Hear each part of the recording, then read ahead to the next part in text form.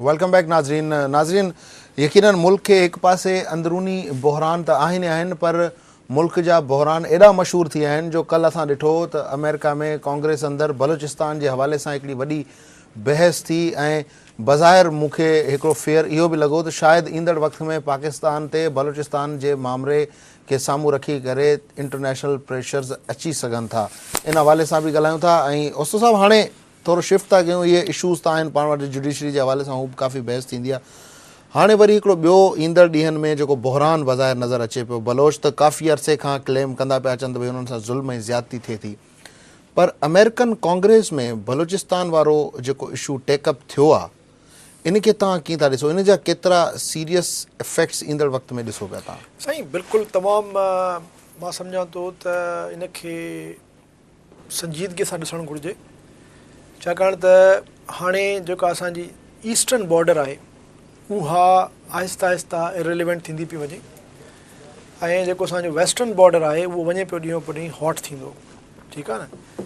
ऐं ख़ासि तौर ते जेको ईरान ऐं अमेरिका जी जेका हिन वक़्तु मूंखे त यकीन कयो त बिल्कुलु अंदेशो आहे त शायदि कुझु ई महीननि में को हिकिड़ो उते नओं महाज़ जंग जो पैदा थी सघे थो ऐं उन सूरत हाल में बलूचिस्तान जी जेका सरज़मीन हूंदी उहा ॾाढी स्ट्रेटजिकली इम्पॉर्टेंट थी वेंदी, छाकाणि त बलोच अफ़गानिस्तान में बि आहिनि, बलोच ईरान में बि आहिनि, बलोच पाकिस्तान में बि आहिनि ऐं बलोचनि जी उते हिकिड़ी सेपरेटिस्ट मूवमेंट बि हले पई ईरान में ऐं बलोचनि जी जेको आहे सो पाकिस्तान में बि तमामु हिकिड़ी ज़बरदस्त क़िस्म जी मूवमेंट शुरू थी वई आहे। ऐं हिकिड़े अहिड़े मौक़े ते जॾहिं पाकिस्तान अफ़गानिस्तान जे मसइले ते अमेरिकन सां आहिस्ता आहिस्ता डिप्लोमेटिक रिलेशनशिप खे बहितर करण जी कोशिशि थो करे ऐं पाकिस्तान हाणे मतिलबु नेक्स्ट मंथ या हिन महीने जे आख़िर में जेको ट्राईपार्टाइट जेका मीटिंग थियणी आहे ईरान, पाकिस्तान ऐं अफ़गानिस्तान जे सदरनि जे विच में, इन सॼे पस मंज़र में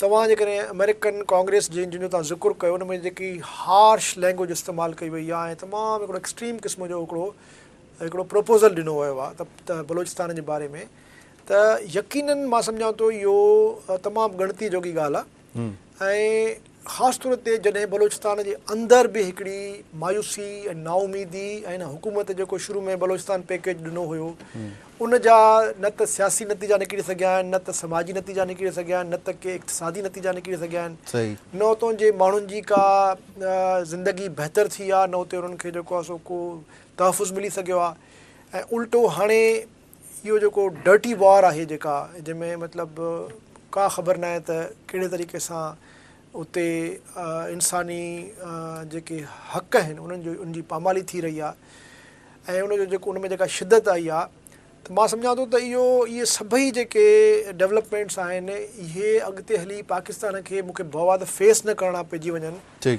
इंटरनेशनल इदारनि में, बिल्कुलु ईअं जीअं सीरिया जे मथां इल्ज़ाम थो अचे या जीअं लिबिया जे मथां इल्ज़ाम आयो ऐं नो फ्लाई ज़ोन्स क़ाइमु थी विया ऐं जीअं कंहिं ज़माने में तव्हां ॾिठो त घणी हद ताईं जेको अरब स्प्रिंग जे दौरान जेको असां ॾिठो आहे मां वधीक डिटेल में नथो वञणु चाहियां, पर इहो यकीनन असांजे लाइ हिकिड़ो आई ओपनर आहे ऐं हे पहिरियों दफ़ो इहो न थियो आहे। हिन खां पहिरियों बि अमेरिकन एडमिनिस्ट्रेशन तरफ़ां बि अहिड़े क़िस्म जी स्टेटमेंट आई आहे त असांखे ॻणती आहे बलूचिस्तान जे अवाम जी जे ह्यूमन राइट्स खे वायलेट थो कयो वञे। ठीक, हिलाली साहब मैं आपसे ये जानना चाहूँगा कि बचपन से हम एक कंस्पिरेसी थ्योरी सुनते हुए आ रहे हैं कि जी आलमी ताकतें जो है वो पाकिस्तान को तोड़ने के लिए साजिशें बना रही हैं, लेकिन इस बार जिस फ्रीक्वेंसी से बलूचिस्तान अंडर डिस्कशन आना शुरू हो चुका है, तो क्या आपको लग रहा है कि वो कंस्पिरेसी थ्योरीज अब मैच्योर होने का वक्त आ गया है और हमको एज अ कौम एक होना चाहिए और बलोच भाइयों के साथ भी जो है वो मिलजुल कर उनके जितने भी मसाइल हैं उनको हल करना चाहिए? देखिए, ये बड़ी आसान चीज़ है कहने के हर और का कसूर है, आपका कसूर नहीं है। हर वक्त हमारे में तो हर चीज़ कंस्पिरेसी थियरी है। ये चाय क्यों नहीं मीठा है, अब मैं सोच रहा हूँ कि ये आदमी ने क्यों मुझे देख के कम चीनी दिया और ओस्तो साहब को ज़्यादा दे दिया, ये क्या सोच रहा था, ये मैंने इससे साथ एग्जाम्पल है ना सर, चाय अच्छी है वैसे हमारी कहने की बात सिर्फ है कि ये हमारे खून में है कंस्पिरेसी थियरीज। हम सीधा नहीं देखते, हम हर वक्त बांग के रास्ते से चलते हैं। मगर इत्तेफाकन मैं 3 मुल्कों में सफ़ीर रहा हूँ जिधर यही प्रॉब्लम रहा है। मैं नाइजीरिया में सफ़ीर रहा था जिधर जो सदर्न नाइजीरिया है वो सेपरेट करने की कोशिश की। میں یمن میں سفیر تھا، جدھر ساؤتھ یمن ایکچولی ایک الگ ملک ہوا، پھر ساتھ ملے، اب پھر الگ ہونا چاہتے. اور میں اٹلی میں سفیر بھی تھا، جدھر نارتھ اٹلی میں بھی وہ چاہتے تھے سپریٹ ہونا. ان تینوں سچویشنز کا وجہ صرف ایک ہے، ان کو فیلنگ ہوتا ہے کہ وہ ڈسکریمنیٹ کر رہے جا رہے ہیں، ان کو اپنا حق نہیں مل رہا ہے، ان کو اٹینشن نہیں مل رہا ہے، وہ پراسپیرٹی ایکولی سپریڈ نہیں ہو رہی ہے. تو یہ کوئی نئی بات نہیں ہے. ہمارے لوگوں کو سوچنا چاہیے، کیا ہم نے اتنی کوشش کی ہے کہ ان لوگوں کی دوستی نہیں، لائلٹی. دیکھیے لائلٹی بھی جو ہوتا ہے اس کو نرش کیا جاتا ہے، اس کو بڑھاتے کے لیے آپ کچھ قدم لیتے ہیں.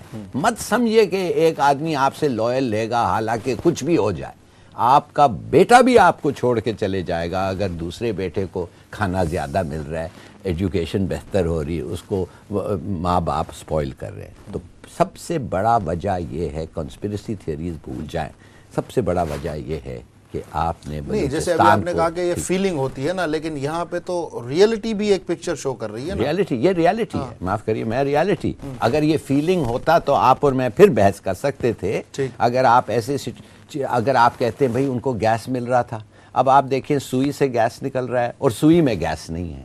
کتنے سال کے بعد یہ گورنمنٹ کی بڑی کامیابی ہے کہ انہوں نے آ کے یہ جو پروونسز کو اپنا 18th امینڈمنٹ میں حق دیا ہے، مگر اس سے بھی لوگ اعتراض کرتے ہیں. بہرحال یہ اچھی بات ہے.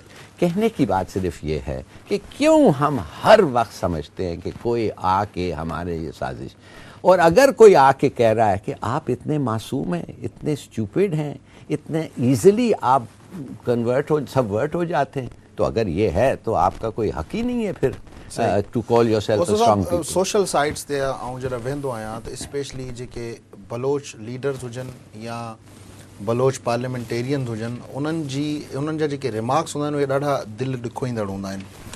ऐं आई डोंट नो कि वेदर शैल आई से इट और नॉट, पर इन vast interest of the nation मूंखे इहो चवण में का कबाहत न आहे त उन्हनि जे ज़हन में इहा ॻाल्हि आहे त पाकिस्तान जी मिलिट्री इस्टेब्लिशमेंट बलोचिस्तान सां इहो सॼो कुझु करे रही आहे, ज़ुल्म ऐं ज़्यादती. तव्हां उन्हनि जे इन परसेप्शन खे कीअं था ॾिसो? ॾिसो, बुनियादी तौर ते इहा शिकायत त पाकिस्तान जे हर माण्हूअ खे आहे.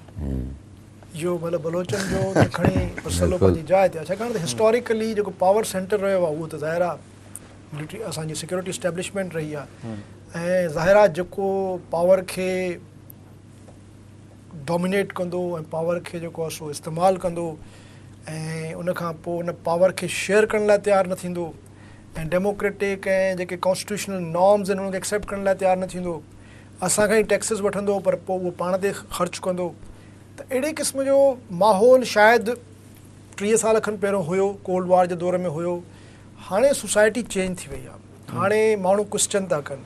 हाणे उन क्वेश्चन जे पुठियां सिर्फ़ु रिटोरिक न आहे, पर माण्हुनि जे सर्वाइवल जो, माण्हुनि जे हयातियुनि जो, माण्हुनि जे तालीम जो, माण्हुनि जे सिहत जो, माण्हुनि जे ख़ानदाननि जे बका जो मसइलो आहे. तंहिं करे हाणे क्वेश्चन जेको आहे अॻे जेको कंदो हुयो अपर मिडिल क्लास जो माण्हू, मिडिल क्लास जो माण्हू, दानिश्वर, त शायदि सम्झंदा पिया त को हिकिड़ो अहिड़ो क्वेश्चन आहे जंहिंजो वास्तो शायदि मुंहिंजो उनजे नज़रिए सां आहे या उनजे पॉलिटिक्स सां आहे. पर हाणे जेको क्वेश्चन आहे उनजे पुठियां माण्हुनि जे सर्वाइवल जो मसइलो आहे. तंहिंजे करे हाणे गुंजाइश कोन्हे त तव्हां उन क्वेश्चन जे जवाब खां पाण खे बचाए सघो. पोइ उहो जवाबु फ़ौजीअ खे ॾियणो पए, उहो जवाबु तव्हांजे सियासी लीडर खे ॾियणो पए, जज साहिबान खे ॾियणो पए, असांखे ॾियणो पए. हर मतिलबु हीअ सोसाइटी अहिड़ी आहे जेके चवंदा न ओपन सोसाइटी आहे, छाकाणि त हर माण्हू जो हक़ु आहे. हक़ु तव्हांजो आइन में सभिनी जो बराबरि आहे. सोशल जस्टिस आइन में जेकॾहिं कंटेम्प्ट ऑफ कोर्ट जी प्रोसीडिंग जे लाइ को उते कानून ॾिनल आहे त माण्हुनि जी हयाती, माण्हुनि जी डिग्निटी, माण्हुनि जी जेको आहे सो सिक्योरिटी, उन्हनि जी राइट टू हैप्पीनेस, इहे बि जेको बुनियादी हक़ तव्हांजा उन आइन में महफ़ूज़ थियल आहिनि. हाणे जॾहिं तव्हां उहे हक़ न ॾींदव माण्हुनि खे, वरी तव्हां पोइ चवंदव त तव्हां अच्छे पाकिस्तानी बनो, त उहो त बिल्कुलु ईअं मज़ाक़ आहे त तव्हां कंहिं माण्हूअ खे बुखियो रखो ऐं पोइ तव्हां चओ त तूं रो बि न. पोइ हाणे हो रोअण खां उन्हनि जी ॻाल्हि चढ़ी वई आहे. उन्हनि रोअण खां वधीक उन हथियार खयां आहिनि. हाणे उहे ॿियनि खे बि रोअण ते मजबूर कयूं वेठा आहिनि. हाणे ॿिया बि रोअनि था. ठीक सर, देखें जिस तरह हम कहते हैं ना कि ये वाना या इधर हमारे जो नदरन एरियाज़ में जो ऑपरेशन है ये एक इंसर्जेंसी है, बलूचिस्तान में भी कुछ ऐसे ही हालात हैं. मिलिट्री इस्टेब्लिशमेंट पे भी तो लोग कहते हैं कि जी इनका कसूर है, लेकिन 4 साल से ये जो डेमोक्रेटिक गवर्नमेंट है जिसमें सिंधी बॉर्न बलोच प्रेसिडेंट है जिन्होंने कहा कि जी हम हुकूक देंगे, ये देंगे, वो सेनेट में और पार्लियामेंट के मुश्तरका इजलास हुए, लेकिन डोंट यू थिंक कि अगर ये गवर्नमेंट खुद कुछ करना चाहती तो भी कर सकती थी? ठीक है, डोमिनेंट फोर्स कोई भी हो, लेकिन गवर्नमेंट भी इतना आगे नहीं आई। ये आपने बहुत बड़ी असम्पशन की कि इस मुल्क में एक गवर्नमेंट हो और एक सब चीज़। मैं तो समझता हूँ कि ये, अब पता नहीं उर्दू में क्या कहते हैं, आप ट्रांसलेट करेंगे, ये एक फंक्शनिंग क्लेप्टोक्रेसी है। अब उस तो साहब बेहतर जाएंगे। अमीर आदमी जो है चोर, वो सिंधी में कहते हैं कि चोर चौकीदार बन गए। चोर चौकीदार से भी बदतर। ये मेरे ख्याल में हम एक फंक्शनिंग एनर्की है, माने कि हमारे पास गवर्नमेंट नहीं है मगर किसी तरीके से हम सब लेफ्ट हैंड पे चलाते हैं। पता है क्यों हम लेफ्ट हैंड रोड पे जाते हैं? इसलिए कि हम घर जल्दी पहुंचेंगे। ये नहीं कि कानून ये है। आप समझ गए ना, बहुत बड़ा फ़र्क है। हमें पता है कि यार अगर घर जल्दी पहुंचना है तो बाएं हाथ पे गाड़ी चलाएं, इसलिए पूरी ट्रैफिक बाएं हाथ पे जाती है। तो मेरे ख्याल में ये जो 3-4 साल हमारे गुजरे हैं, मैं तो हैरान हूँ कि पाकिस्तान में इतना इत्तेफाक है, इतने लोग एक्चुअली लॉयल हैं, इतना लोगों में बर्दाश्त है कि इनको 4 साल के लिए बर्दाश्त किया। और मैं पर्सनल नहीं होना चाहता, मैं नहीं कहता, मैं समझता हूँ कि अगर शायद दूसरे भी आते उतने ही ऐसे होते, मगर हैरानगी ये है, और आप मुबारक हो, आपको क्रेडिट देना चाहिए आसिफ जरदारी को क्रेडिट देना चाहिए। 4 साल तो उसने चलाया ना, वो क्रेडिट ही लेता है आसिफ जरदारी। हाँ, अनफॉर्चुनेटली डिसबर्स नहीं होता है वो। मगर मैं सिर्फ ये कहूँगा कि इस लोगों की तारीफ़ करें इन मुल्कों के कि हम अब तक अपने आप को मुहिब्बुल वतन समझते हैं, हालांकि हमें कोई डिलीवरी मिली नहीं है। मुझे नहीं, मुझे तो बहुत मिली है, बहुत इज्जत मिली है, मगर जैसे इन्होंने कहा 40% नहीं 50% पाकिस्तान का। सही, पर उस्तो साहब साईं जी जो माण्हू अञा हुब्बुल वतन आहिनि, पर हाणे बहरहाल बलूचिस्तान जी जेका हिकु सेपरेटिस्ट मूवमेंट जी अगरि असां ॻाल्हि कयूं त इहा अॼु खां न आहे, इहा पुराणी आहे। गुज़िरियल कुझु सालनि जे अंदरि स्पेशली बुक्टी साहब जे मर्डर खां पोइ ऐं उन खां पोइ जेको हिकिड़ो पंहिंजो मैसेकर चऊं या टारगेट किलिंग चऊं, उन जी जेका फ्रीक्वेंसी बलूचिस्तान में वधंदी नज़र आई, उन जा बि रीज़न्स आहिनि। पर उन खां वधीक जेकर असां किलिंग्स ॾिसूं त पाकिस्तान जे ॿियनि शहरनि में बि आहिनि। देन वाई बलूचिस्तान इज़ फोकस? छो जो इहो सवाल जो जवाबु जेको अमेरिका जो फोकस आहे, त छा ईरान जे करे एतिरो फोकस कयो पियो वञे, गवादर पोर्ट जे करे फोकस कयो पियो वञे, ट्रेड रूट जे करे फोकस कयो पियो वञे? इन करे मां लास्ट कमेंट आहे, टाइम जो इशारो थी वियो आहे। ॾिसो, बलूचिस्तान मां सम्झां थो दुनिया जी बहितरीन रियल एस्टेट आहे। बलूचिस्तान में 5 किलोमीटरनि ते हिकिड़ो बाशिंदो थो रहे। ठीक, 600-700 किलोमीटर जी उन्हनि जी वार्म वाटर कोस्टल लाइन आहे। साम्हूं स्ट्रेट ऑफ हॉर्मज़ आहे, हेठि जेको आहे सो तव्हांजो अरबियन सी आहे, मथे सेंट्रल एशिया आहे, ठीकु आहे न, होॾां ईरान आहे। ऐं बलूचिस्तान में बेतहाशा जेको आहे सो मादनियात आहिनि, बेतहाशा नेचुरल रिसोर्सिस आहिनि। आबादी टोटल बलोचनि जी 40-50 लख आहे, ठीकु आहे न। ऐं उन खां पोइ उहे बलोचनि जी जेका हिकिड़ी शइ जेका मां इन फिनामिना ते घणो सोचींदो आहियां, सोशोलॉजी ते अञा ताईं न सम्झी सघियो आहियां, त मां सम्झां थो त वाहिद इहो असांजे पाकिस्तान जो ख़ितो आहे जिते सरदार था पाण मरनि। कंहिं बि पाकिस्तान जे ख़िते में ईअं न थियो आहे जो पॉलिटिकल राइट्स लाइ सरदार मरनि, सरदार ॿियनि खे माराईंदा आहिनि। तंहिंजे करे उन्हनि में कमिटमेंट आहे। असांखे पंहिंजी लिमिटेशन्स जो बि अंदाज़ हुजणु घुरिजे ऐं हुननि जी जेका कमिटमेंट आहे उन जो बि असांखे अंदाज़ हुजणु घुरिजे। हाणे ज़ाहिर आहे अहिड़े क़िस्म जे शदीद कमिटेड क़िस्म जे पॉलिटिकल मूवमेंट खे जेकॾहिं वरी थर्ड पार्टी, ऐं उहा थर्ड पार्टी जेकॾहिं happens to be a super power, support थी करे, त असांखे अखियूं खोलणु घुरिजनि। ठीक है, असांजो टाइम ख़तम थी वियो। हिलाल साहब बहुत शुक्रिया, उस्तो साहब तव्हांजी वॾी महिरबानी। नाज़रीन, शुरू में असां कंटेम्प्ट जे हवाले सां बि ॻाल्हायो, कंटेम्प्ट जो जेको नोटिस पीएम खे सर्व थियो ऐं अपील में विया इतज़ार ॾिसनि, पर पाकिस्तान जो वॾे में वॾो मसइलो हिन वक़्तु जेको आलमी बहस जो हिसो बणिजी वियो आहे उहो आहे बलूचिस्तान। ऐं हिन वक़्तु बि वक़्तु आहे, जी अलामा इकबाल जो शेर आहे या ॿिए कंहिं शाइर जो शेर आहे, अभी भी वक्त है बेदार हो सकती है खुददारी, कहीं ऐसा न हो एहसास भी दुश्वार हो जाए। इन शेर ते अॼो को प्रोग्राम एंड कंदासीं। तिखियूं ॻाल्हियूं में एतिरो ई। शौक़त ज़रदारी खे ॾींदा इजाज़त। आला भाई।